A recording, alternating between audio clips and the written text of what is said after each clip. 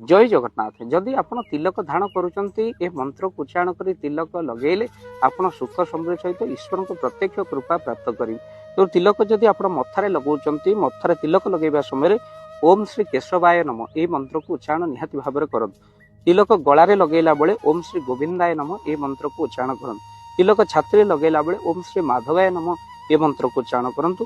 पेटरे तिलक लगेला बेले ओम श्री नारायण नम ए मंत्र को उच्चारण करंतु। दक्षिण कर्ण तिलक लगेला बेले ओम श्री वैष्णवे नम तापर बाम कर्ण लगेला बेले ओम श्री वैष्णवे नम ए मंत्र को उच्चारण करें।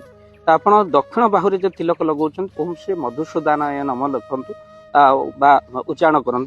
तापर ओम श्री त्रिविक्रमाय नम जदि आपण बाम कांधरे तिलक लगौन। तो तापर जदि आपण गलारे पछरे तिलक लगौन ओम श्री पद्मनाभाय नम ए मंत्र को उच्चारण करूँ। पिठीर अंश तिलक लगेले ओम श्री दामोदराय नम उच्चारण करंतु।